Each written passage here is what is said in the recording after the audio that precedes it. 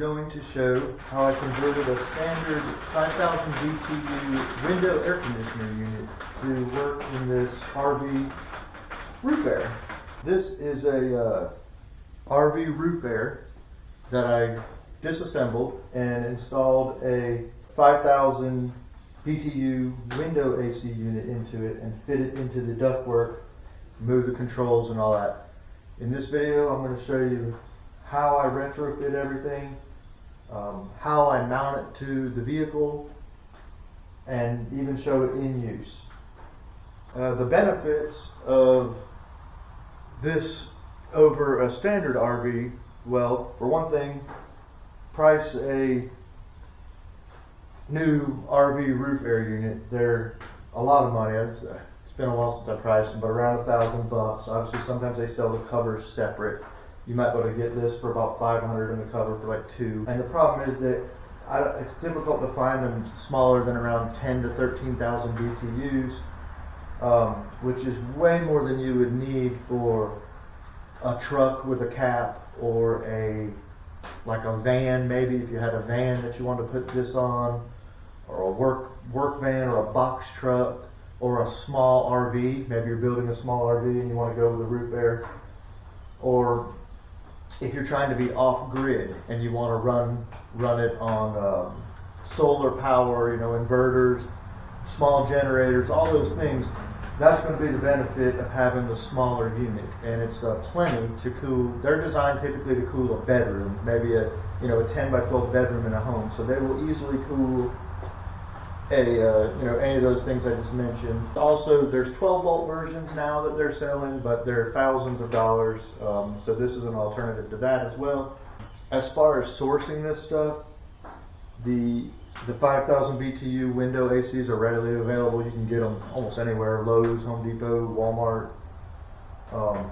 Sure, online you can find them for well under $200, probably even a little closer to the $130, $150 range. So that's cool. So the only thing you would need to source would be an old RV roof air, which maybe you have one off an existing RV and you're trying to replace it or whatever. That's why you're watching this. Or you could possibly go to like a Camping World or somewhere that repairs RVs, or maybe even a junkyard, and probably get one there at like some junkyard with an RV, buy it off of it, just take it off the roof and purchase it, or at like I said, a place that repairs them. I'm sure would be happy to sell you one or give you one, or maybe somebody, whatever. It works super great, super efficient, and you can power it with just about anything. You can have as small as a 1200 watt, as long as it's a pure sine wave inverter, a 1200 watt pure sine wave inverter will start one of these 5,000 BTU window units, and with a couple lithium ion batteries and that, you'd be on your way. So this started out, it was a standard RV roof air conditioner. I believe it was about 13,000 or 13.5 BTU. It no longer worked. I believe the fan shaft was all bent, or the bearing was broken. It was completely shot. So what this is what you're looking at now. It's done. It's been modified. I've actually done this a little while ago, and I'm showing y'all. So what you're looking at here is the bottom, the gray, is just standard RV roof air, like I said, and this portion of it is. And the way that roof airs work, if you've never messed with one, is just like it's sitting. It blows the air through this ductwork and down in. It has two holes in the bottom. One is the air intake, and one is where it blows the air out. If you look carefully, you can see this is a 5,000 BTU window air conditioner that you can get for probably under $150, definitely under $200. They're the smallest window air units made, and they're actually very reliable. They last for years. So what I did was I took the outer shell off of it for starters, and this would have been the outside of it. It's still sitting in its original base, and this is the piece that would normally be on the top to hold it in the window. You mount that, goes across the top of the cabinet normally. That's screwed down to the RV roof air part, And I had to do a little bit of trimming, you could see on the base, but I was able to leave the compressor and everything in place. A little trimming to fit it around this ductwork. So all you're really kind of using is the platform that it sits on, and the ductwork and the cover. This is the original controls from the window unit. They were mounted to the window unit frame and turned, out the front. This would have been the front of the window unit right here. And so this was just turned, took it loose from there, spinned it here to where I could mount it, and then I drilled some holes into this ductwork. I'm going to show you this with the cover off, and also I'm going to put it back on the camper, and you'll be able to see how I access the controls. And you can use this on a truck cap is how I have it set up, and I'll show you how I cut the holes out in the roof and everything and how it works. And what's super cool is you can run this off of a 1,000-watt inverter, as long as it's pure sine, which is an inverter you can get for under $200 will run this, and you would never be able to do that with the a full-size RV roof air. Or you could get a 12-volt version if you want to pay thousands, but this is a 120-volt standard house window unit. Is fitting the window unit up to the existing ductwork, and then moving the controls so that they'll be accessible from inside the truck camper. And also, I'll show you, I had to move the thermostat as well, and the cord. So the cord, this is the power cord coming off. It was originally, coming out of the side of the AC. Now it's just coming through so that it goes inside the truck topper. And then you can reach up in there and do these controls. And then I added just a few holes in the original AC to mount it. It has 4 mounting holes. What's the other one? So it's this one. And the reason is it just didn't work with the original mounts. I had to drill some holes, and then I made these giant washers just out of some steel plate. So, because if you're bolting this down to a fiberglass truck topper, you want to have more than just a small bolt head. So I just cut some squares and drilled a hole out of this 1/8-inch steel to make these big washers. Let's pull this cover off and I'll show you. Okay, so the other thing I had to do was move, this is the evaporator coil. So picture a normal window unit, right? On the inside you have the little grill with the filter that goes right over the front of the evaporator coil. The box would have come over the top, right, and turned down right here. And then this is in the front, and the air on a window unit, there's a fan right behind here. The air on a window unit blows out on the top, right? It has the blower vents here on the top, right above it, and it blows out this way.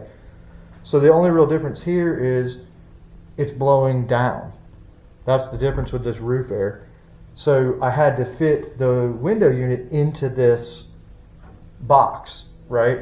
So in order to do that, I had to take there's a squirrel cage fan back here. So there's the fan back up in there. So that had to be inside this piece of foam. It's just, this foam is the ductwork. And if you look down in there, you can see there's a hole underneath that. It's right back there where it blows out. It's right down there. That's the bottom of the table you're looking at to the right side of that hole. So this is where it sucks in, just like a window unit. If you picture the window unit is pulling it in through here, right? And the difference is then the ductwork just guides the air out the top. So in this case, I'll show you when we put it on the roof, and I'll show you it on the truck. It's pulling the air through here, right? And that's what this big cover that I just took off, that's what encloses that. So it's pulling the air through a filter down here, and then it's just blowing it down there. But it's the exact same concept as a window unit. It's just a different, instead of blowing out the front, it's blowing it out the bottom. So yeah, so this is the evaporative coil. So I had to pull that fan off to get it on and then put it back on. And I just had to move that into here without cutting anything, right? I didn't want to have to recharge anything or buy Freon. So I notched this and got these Freon lines through there and then just sort of folded the metal back and sealed it up. And you know, it takes a little fitting, but it's not really that complicated. All you're really doing is, you know, fitting it in here and redirecting the airflow. Oh, and I'll come around the other side and show y'all. So this is the power cord I showed you from the outside, and here's the controls. So from the inside, you can reach up through this hole, and I have the filter, like I said, goes here, and it slides. I put it in these little tracks. So if you just slide the filter over and reach your hand up, and you can turn it on and off and adjust the temperature. And this is the power cord coming through this way as well, so that it gets everything into the truck cap without putting additional holes. I just wanted to put the minimal amount of holes. And you can see I just used a little piece of like plumber's strap to mount this coil on either side, or this evaporator coil. And this is the thermostat on the right here. And I just noticed I had to play with that a little bit to get it to work right, because it would either, you know, it would either want to turn right off or stay on forever. Just to get it to act right, I had to just kind of move that around. So I had to fish that through this as well. So I fished that through, put the controls through, and the wire. It took a little while, but it's you know, if you kind of neat, and they're reliable, and it's cheap. So like I said, normally these controls were just mounted into this box. It was all modular, right? That it's got a cover. I'll pop that cover off and show you. So here it is with that cover off, and you can see I just drilled holes and fed the knobs through and screwed them on. And so originally those were just mounted to the box, which was like a little junction box that held the main power cord came into that, out to the front, and then the plastic cover went over it. So I just drilled it through there, and then I put this on, screwed that in, and then the knobs slip on. And then, like I said, that's the thermostat. There's your power cord going down. That's the major picture. This is the little drip pan. That was part of the original unit. That's part of the roof air. So that's you know, that catches the condensation. So I guess you'd call it like the condensation pan. And if you look, it goes through this little hole here, and it comes out, and then it drips here.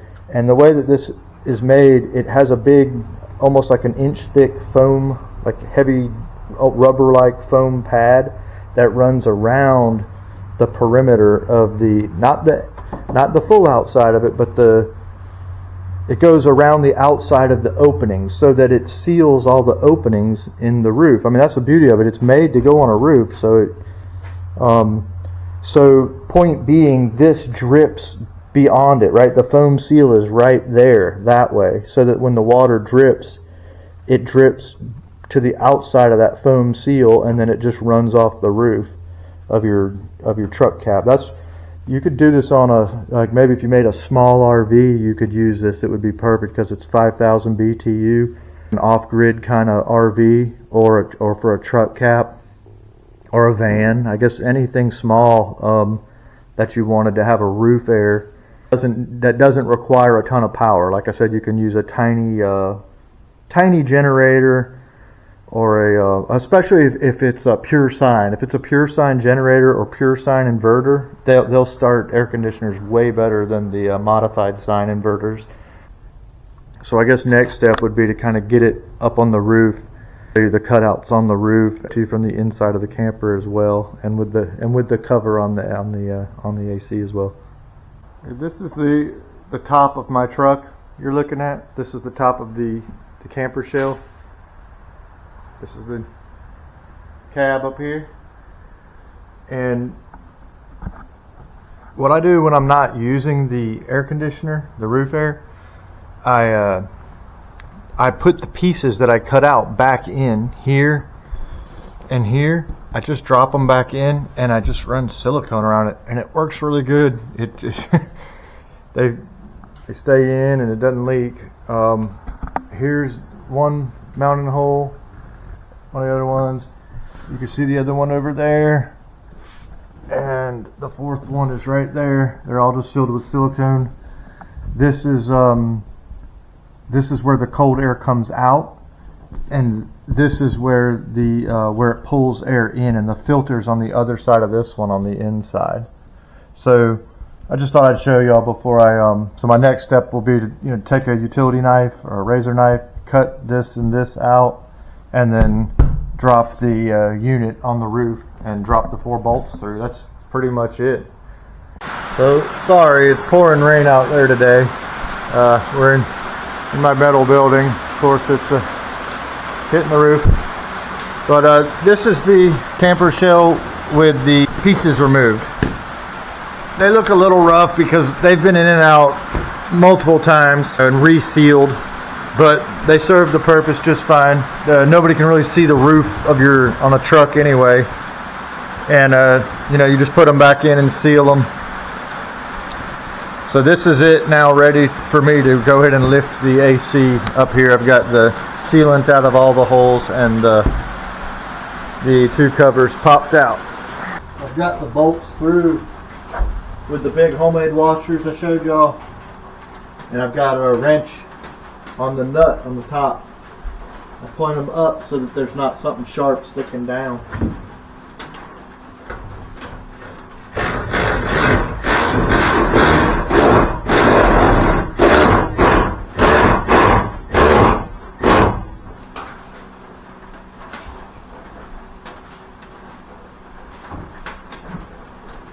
I had tape, Gorilla tape, to hold them up while I started the nut on the top. And that could be useful for something.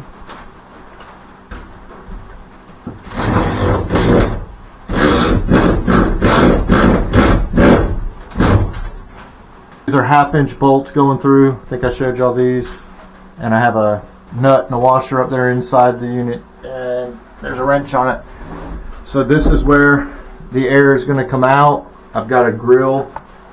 This is the grill and the filter sitting over here. The filter slides in these tracks. The grill goes over this. I just did that so you wouldn't stick your hand up into the squirrel cage fan. That's the fan right there, and the evaporator in front of it. So that's blowing the cool air down, but you don't want to put your hand in there accidentally while you're sleeping. And I've still got to pull, I got to pull this down. The cord goes over here. I don't want to clean that cord off, but just thought I'd show you. So I'm bolting it on, and then I'll get it all put together and then bring y'all back in. This is it from the top. Those are the bolts. I had that wrench on there. Had this weird Craftsman wrench. Maybe it's backwards. Almost want to try it. It's this weird thing on this one that didn't work. Let's try pushing it this way. It's a super weird little wrench. Old school, USA made. But that's it. So there's the bolts in each corner. There's the one over there. So this is it installed in the truck. Looking up in here is the switches. So here it is looking up. It's mounted on the truck. It's running.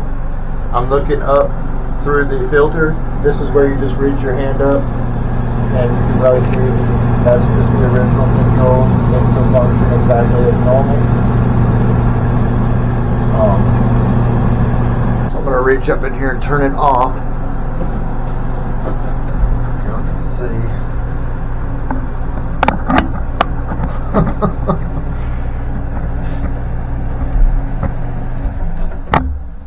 So there we go. So the bottom is y'all can see it, I'm sure. The bottom is the fan, high cool, low fan, and the top is the temperature control. Alright, there it goes. So that's where I was just reaching in to turn it on and off. This is just a little cover to kind of fill. This is the filter that came with the window unit. I just took it. Used to slide into the grill in the front of the unit and slide out the side like any other window unit. I just put it on this little track, which, you know, it's good for camping. It works. This actually broke, but this is just a piece of aluminum. People use it for making signs, but fill off the hole so that all the air is being pulled through the filter. So this is where it's pulling air in through the filter, and then this is where it's blowing the cool air out. This and this are those giant washers that I made to bolt it onto this fiberglass roof, and that's it. So when you want to turn it on or off, and you know what you could do is get you one with a remote control. I guess that would be super cool. Then you could have the remote down in the cab. That would be awesome. But this one did not have a remote, so you just slide this back. Just reach your hand up in here, turn it off, and then you could literally just leave it open till you're ready to use it again, because it's, you know, you don't need the filter if it's not running. But what's that? Low cool. Okay, so that's low cool. So it's on low cool. And I'm laying down and it's blowing straight down on me. You could add like a diffuser there if you wanted to, if you wanted the air to. But this is me laying down, or holding the camera as if I'm laying down, looking up. That's the the four bolt things there. There's the power cord running over there, and I'm going to do a whole other video on the whole camper, sort of get it reassembled and sort of putting it back together. And I'll do a whole video on all the other parts of the camper. I was just going to do, this is really just for the roof air, this video. And so yeah, so hopefully coming out soon there'll be a video on the whole camper. Like I said, it was all set up and I disassembled it, but yeah, come back for sure and check that out and see the whole thing. And anyway, I'll go. I'll get you some exterior shots now too.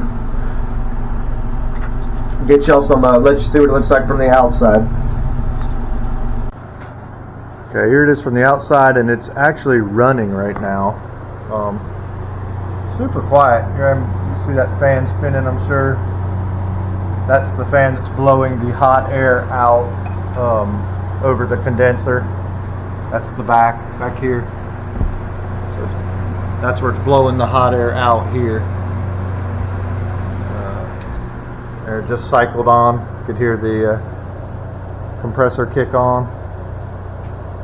So I'm going to go ahead and put the cover on it, and I'll give you all a shot of it there. I guess I can step back a little. Where's in my workshop with it on the...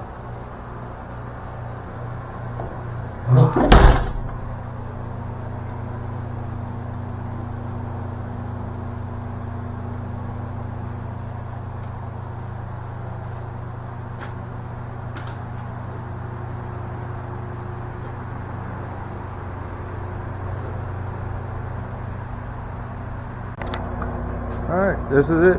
Completely done. Got the cover on, AC running. This is the back. This is where it's blowing out the hot air. She's cooling nicely.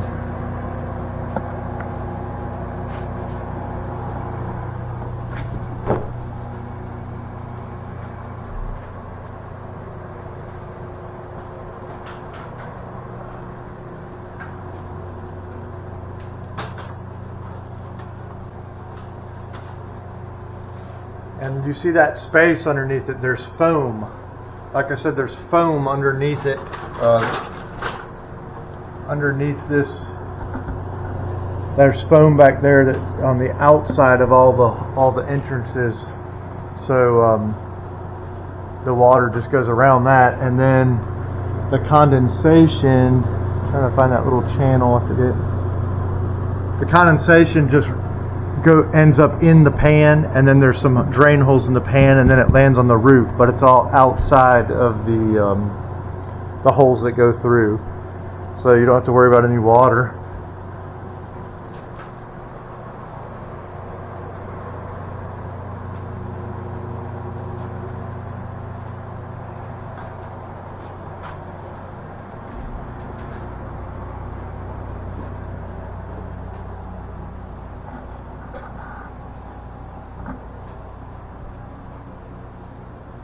This is what it looks like from the back. It's what you'd have like if you were at a campground, plugged up to shore power with a campsite that you could plug into. You'd have that cord coming out like that. This is just a back view with it running.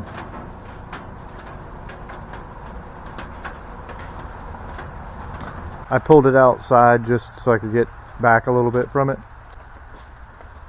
And so here it is, fully installed.